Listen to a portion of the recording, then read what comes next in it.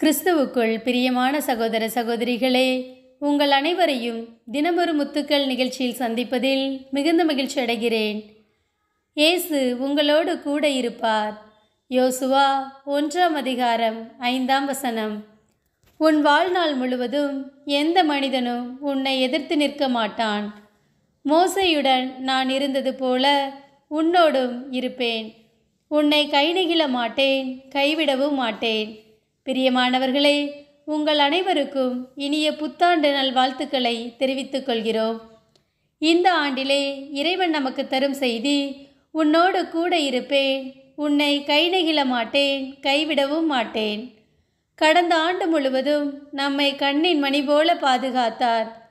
எத்தனையோ ஆபத்துக்கள், விபத்துக்கள், இயற்கை சீற்றங்கள், கொள்ளை நோய்கள் எல்லாவற்றினின்றும் நம்மை பாதுகாத்தார். அதே போன்று இந்த வருடமும் நம்மோடு கூட இருந்து நம்மை பாதுகாப்பார்.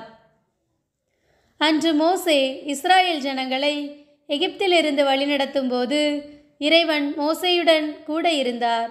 மோசேக்கு பின் யோசுவாவிற்கு என்ன செய்வதென்று தெரியாது கலங்கி நின்றார். ஏனென்றால் அதுவரை மோசே கட்டளையிட்டவைகளையே யோசுவா செய்தார். ஆனால் மோசேக்கு பின் இறைவன் யோசுவாவோடு கூட இருந்து அவரை கரம்பிடித்து நடத்தினார். அதே இறைவன் இந்த வருடம் முழுவதும் நம்மோடு கூட இருந்து நம்மை நடத்துவார். எத்தனையோ ஆபத்தான சூழ்நிலைகளில் நாம் நம்பும் மனிதர்கள் நம்மை கைவிட்டு சென்றிருக்கலாம். ஆனால் இறைவன் ஒருவரே நம்மை கைவிடாதவர். யோசேப்பை உடன் பிறந்த சகோதரர்களை கைவிட்டு அந்நியருக்கு அவனை விற்றுவிட்டனர்.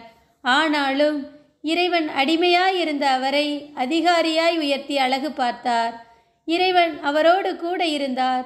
அவரை எந்த சூழ்நிலையிலும் கைவிடவில்லை. நாமும் எல்லா சூழ்நிலையிலும் இறைவனை உறுதியாய் பற்றி கொள்வோம். அவரே நம்மை தாயின் கருவிலே தெரிந்து கொண்டவர். நம்மை தம் உள்ளங்கையிலே பொறித்து வைத்துள்ளார். பெற்ற தாயும் தந்தையும் கைவிட்டாலும் நம்மை ஒருபோதும் கைவிட மாட்டார். கைவிடாத இறைவனின் கரம் பிடித்து நடப்போம். வருடங்களை நன்மையால் நிரப்புவோம். அன்பு இறைவா, கடந்த வருடம் முழுவதும் நீர் எங்களை கண்ணின் மணி போல பாதுகாத்த தயவிற்காய் உமக்கு நன்றி.